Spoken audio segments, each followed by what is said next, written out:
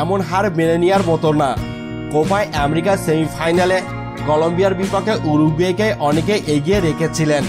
নাম, ঐতিহ্য কিংবা সম্ভাবনার বিচারে এগিয়ে ছিল উরুগুয়ে, কিন্তু নেস্টার লরেঞ্জোর কলম্বিয়া বলতে গেলে ছিটকেই ফেলেছে উরুগুয়েকে।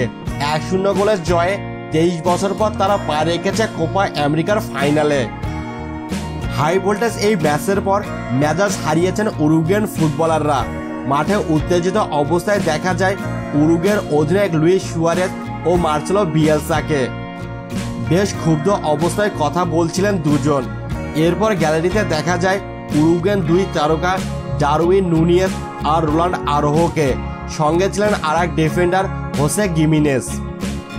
তবে পুরো ঘটনা চলাকালে কোনো প্রকার নিরাপত্তা কর্মীকে গ্যালারিতে দেখা যায়নি। সংঘর্ষ বড় আকার ধারণ করলে সেখানে কয়েকজন প্রহরী এসে উরুগুয়ের ফুটবলারদের সরিয়ে নিয়ে যান। এর আগে অবশ্য খেলোয়াড়দের সরিয়ে নেওয়ার চেষ্টা করেছিলেন উরুগুয়েন কোচ বিয়েলসা, যদিও তাতে নুনিয়েজ গিমিনেজদের ঠেকানো যায়নি। জানা যায় ম্যাচের পর উল্লাসিত কলম্বিয়ার সমর্থকরা মাঠে থাকা উরুগুয়েন স্ট্রাইকার ডারউইন নুনিয়েজের দিকে প্লাস্টিকের গ্লাস ও পানি নিক্ষেপ করেন।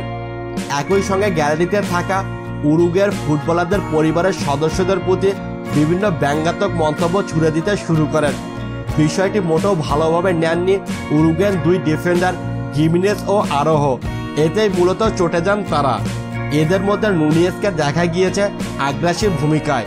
রোনাল্ড আরোহোকে সেখানে দেখা গেলেও সংঘর্ষে জড়াননি তিনি।